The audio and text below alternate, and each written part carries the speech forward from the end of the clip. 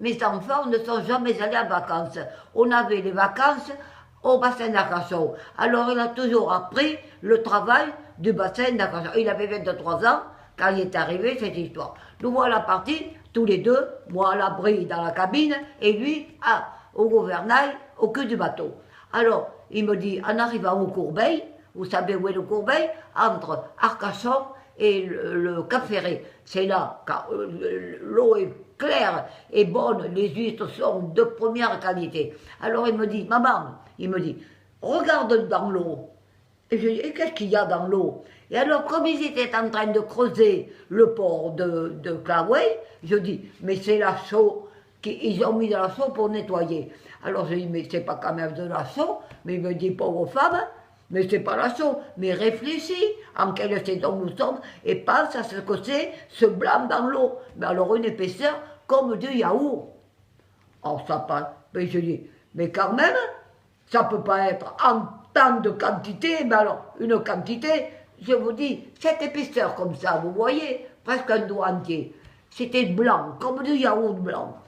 Et je dis, mais c'est pas quand même les huîtres qui ont frayé? Et il me dit, si, pour moi, c'est les huîtres qui ont frayé, tout à la fois, en même temps. Alors l'eau qui descend emporte le frais à l'océan. Bon, de toute façon, c'est perdu. Heureusement, il y aurait trop de huîtres autrement. Et alors, à sec, il restait ça d'eau sur le pain, c'était du yaourt. On a travaillé dans le yaourt. Et c'était le frais des huîtres.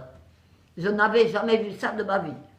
Et donc ça m'intéresse, je fais attention quand il y a les premières huîtres microscopiques sur les tuiles, et après, quand elles sont grosses comme mon ongle, il se fait une mousse dessus, on appelle ça, attends, comment on appelle ça? Du velours, et il faut les brosser à la brosse en chaîne d'art. Alors ces petites huîtres, quand j'étais jeune, je me faisais du mauvais temps, on me disait on va les casser, on ne les cassait pas. Et on frottait à la brosse en chaîne d'art. Vous voulez que je vous fasse voir une brosse en chaîne d'art pour vous faire voir comment on frottait ces tuiles, une à une, qui étaient couvertes de velours. Hein, ça fait partie de la difficulté du métier. Parce qu'il faut être vaillant pour brosser 100 tuiles, dessous, avec une brosse.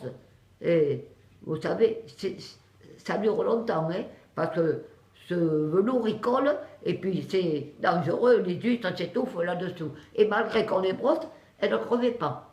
C'est très solide dans le fond. On a tort de se faire de la bile pour les huîtres.